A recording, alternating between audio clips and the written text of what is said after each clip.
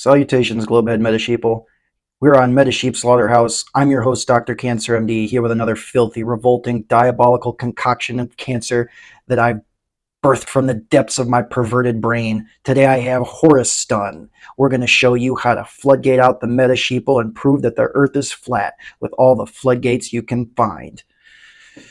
Yeah.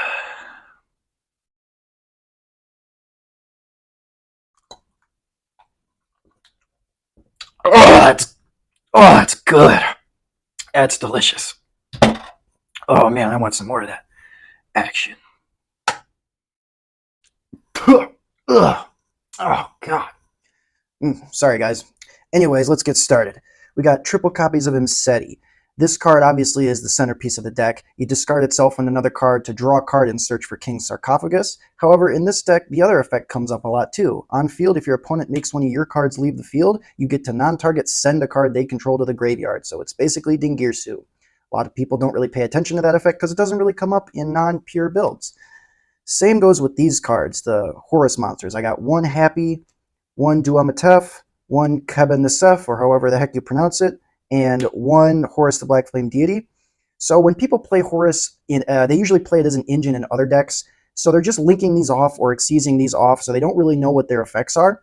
This card is the best one. It's absolutely busted. Happy's effect is when a card you control leaves the field by your opponent, you get to add 2 cards from either Banish Zone or Graveyard to your hand, or shuffle them both into the deck. Now that counts both you and your opponent's Graveyard and Banish Zone, and it also counts face-down Banish cards.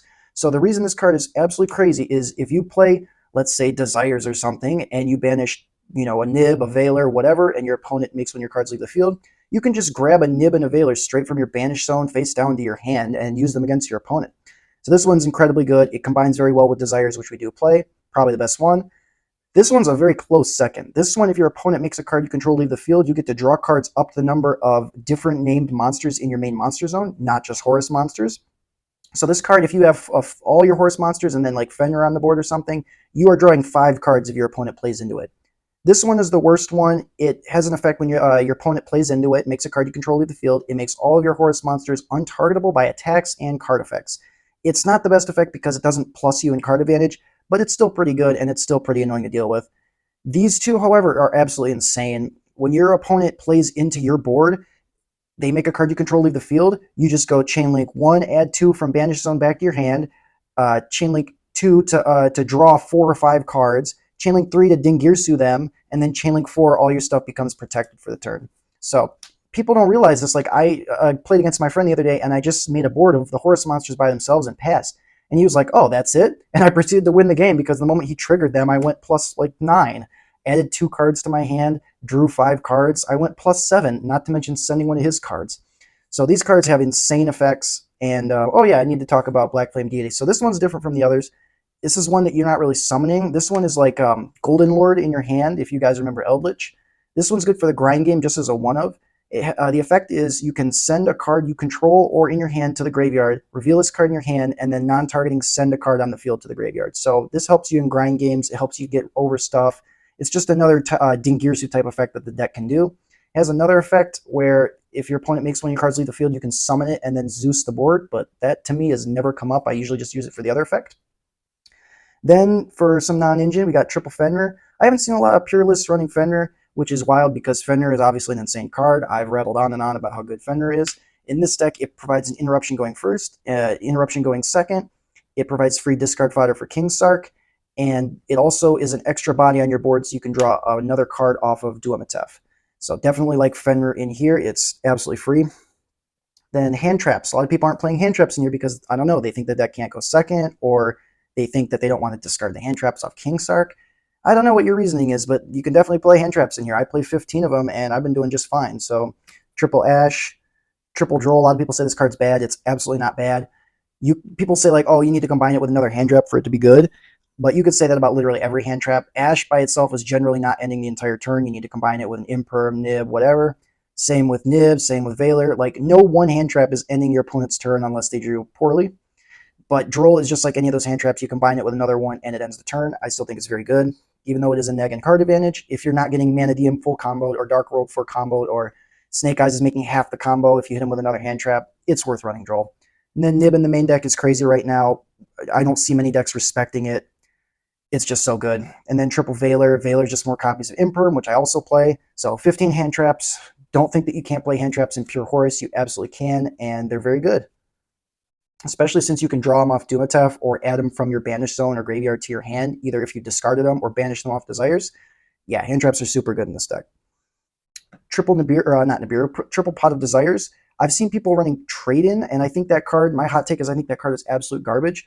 You're already taking a -1 if Imseti gets ashed, so you're gonna put another card that is just massive ash bait where you lose the game immediately if it gets ashed. You already have that with Imseti, so I just don't think you can afford that. And then you have to build the deck with like a lot more level 8s. You have to seal level 8, otherwise Trade-In's dead in your hand. And then this card, like I said, it pairs perfectly with Happy, because Happy can add face-down banished cards to hand. So opening Desires is one of the best things you can open. One of the plays I made the other day against Kashtira, he was on 4 summons, and I had no cards left in my hand, but I did have Happy, and he triggered my Happy. And since I had Desires, I added 2 random cards from my banished zone to my hand that he couldn't see what they were.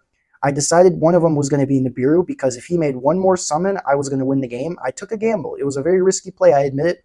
But of course, as soon as I added the Nib to my hand, he overlays for Shangri-Ira. I wipe his board, and it was game from there. So I don't like Trade-In at all. I think the card's garbage. Desires, play 3 of it, definitely.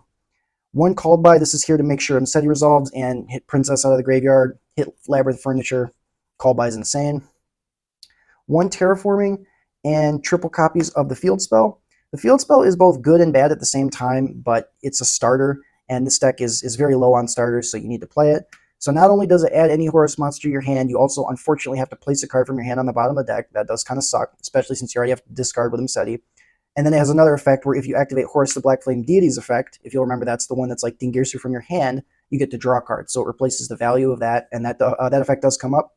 And then I play Terraforming because we're starved for starters in this deck. This deck unfortunately does get hurt pretty hard by Droll, but really only Droll and Ash hurt this deck. Outside of that, hand traps don't hurt you very much. Triple King Sark, you need to play triple this in the pure build. If you open this, it plays through most hand traps because you don't care if they ash your Imseti if you draw this. You don't care if they Droll you if you draw this. You need to play triple copies of it. And this card is just insane by itself. So all of your monsters get protection from non-targeting destruction, so they become like Underworld Goddess. You can't Regeki them, you can't Dark Hole them.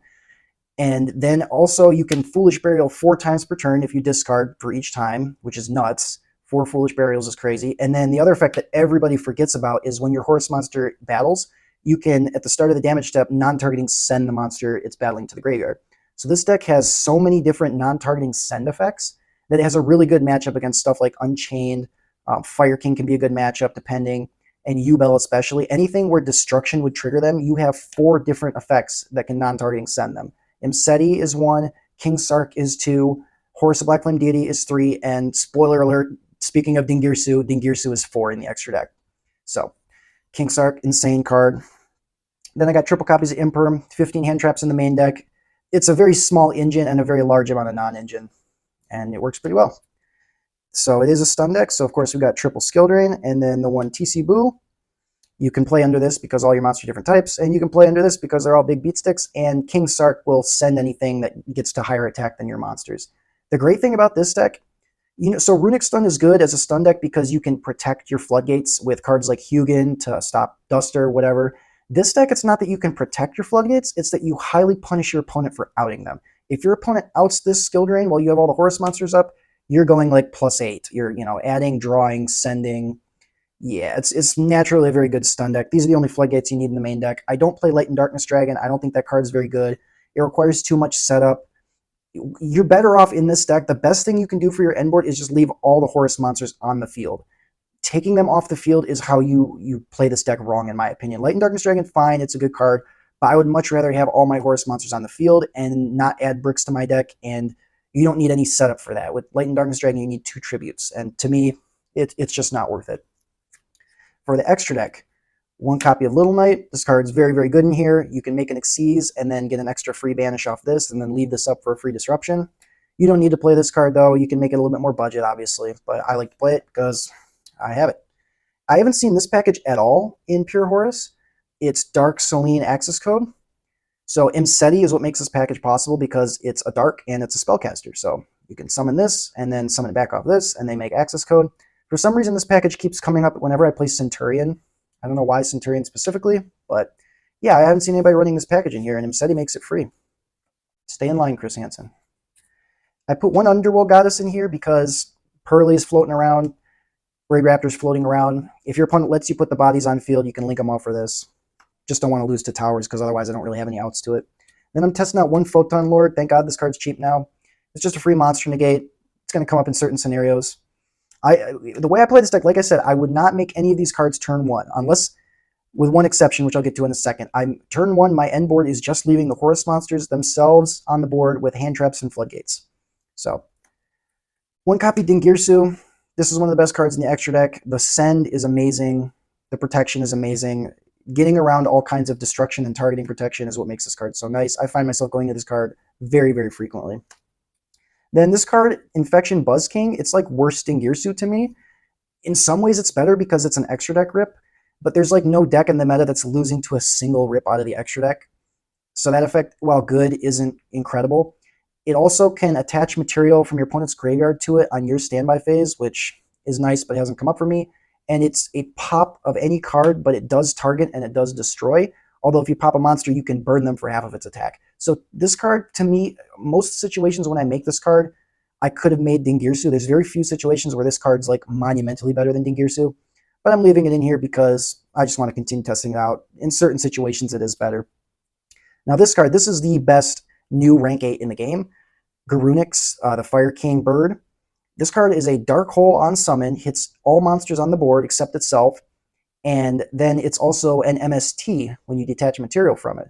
Dark Hole and MST. If your opponent lets you make an Xyz, you're breaking the board with this one. And then the great thing is, since it's a Dark Hole, your Horus monsters won't be destroyed by that if you have King Stark on the field, and even if they are destroyed by it, if you don't have King Stark, you can just bring them back as long as you control the field spell. Then this card, this is the exception of the one that I would make blind going first against certain decks. If I know I'm playing against Fire King, I'm making Sanafon the Sky Prison. You guys probably know what this card does at this point, but it's like a Dweller. It's a lingering floodgate that says neither player can special summon from the graveyard for the end of the next turn. So if I know I'm playing against Fire King or the mirror match of Horus, I'm probably going to blind first make this just because it's an insane floodgate effect. This is the only one I would ever make going first. As part of my end board. And then it's also got lingering destruction protection as part of its effect, and it also goes up 100 attack for each monster in both graveyards, so this card gets enormous. Absolutely broken Xyz. One Hope Harbinger. This is here for spell negates, of course, and the great thing is it inhales the spell, so if you get like a Brain Infusion or something, they can't just add it back from grave to hand. Pretty nice, and they'll put this here because it goes with this package too. This is the sauce. I haven't seen anyone play this, but Draglubion and Numeron Dragon. This is all one package. This card means that if you have 2 rank 8s or 2 level 8s on the field, as long as you can make a rank 8, you can win the game if your opponent puts up either no monsters or a monster with 1,000 or less attack. Because this card goes up to 9,000 attack. You use this card's effect, summon this, and then attach this to it as material. Or you can summon this one and attach this one to it. But I mostly use this for OTKs. If I have just 2 level 8s on the field, I have game as long as my opponent doesn't have too much on their side of the field. I have not seen anybody running this. I have won more games off of this card alone than any other card in my extra deck. It just steals games out of nowhere. Then, of course, one Zeus, one Typhon. Pretty self-explanatory. This card won me a game against Manadium. He set up Countertrap, Barone, Dissipator, SP, and I was able to break it with one Imperm, normal summon Ash, make Typhon, and then I set Skill Drain, and I was able to survive and kill him on the next turn. So Typhon, absolutely crazy card. Zeus, self-explanatory. And then I actually cut this card recently. I see this in everybody's list, and I thought, like, in theory, this is really good. This card never came up for me, not once in my testing, because the same reason I was talking about earlier, which you don't want to take the Horus monsters off the board. I would much rather leave 3 Horus names on the board than Xyz them all for this card just to get 3 draws. You think that sounds good, but if you leave the Horus monsters on board, theoretically, you can get 3 draws, 2 adds, and a send if your opponent plays into it. And they're all protected, whereas this card is not. I like this card in theory. It never came up in practice. I was keeping it in just for time because it burns. But again, like it just never came up. So I decided to cut Giant Trainer. It's not that good to me. Then the side deck got triple copies of Ghost Bell because I hate Labyrinth and Ghost Bell. Triple copies of Cosmic because I hate Labyrinth and I like popping the Fire King field spell. Triple copies of Secret Village. So this is another one I haven't seen people playing in this, but this is really good. I saw someone playing Wicked Avatar. That card takes 3 tributes, and while it's a nice lingering floodgate against spells and traps, it takes 3 tributes to make, which also means you have to discard it 3 times. It takes a ton of setup. It gets outed by an imperm. This takes almost no setup. All you have to do is put Imseti on the field, and just about every hand can do that. This card gives the deck the extra unfair advantage it needs post-siding going first. Your opponent will not expect this card, and unless they have like a Kaiju or something to deal with the Imseti, this card's going to cook them. Secret Village. Triple Judgment, because it's Judgment. Evenly is like the one card that absolutely cooks my end board. So just got to stop it with Judgment. And speaking of evenly matched, it's the last card in the deck because it's insane going second. A lot of people are cutting this. They say it's not good against Fire King or something. I think that's not true. It at least breaks half the board and takes away a significant amount of follow-up. Evenly is still insane. I debated playing it in the main deck, but you need hand traps this format. So that's the deck profile. Remember, Chris Hansen is always watching you. The Earth is flat. Don't be a Globehead meta sheeple. Gold rares look amazing. Play 3 copies of Ash. Play 3 copies of Desires. Geez, what else? That's about all I can think of for now. Don't be a Globehead meta sheeple. Dr. Cancer MD, Meta Sheep Slaughterhouse, signing off. Oh yeah, and you don't dislike the video, unsubscribe, leave an angry comment. Don't even think about touching that notification bell, and send it to your worst enemies. Bye. I'll get a rush in my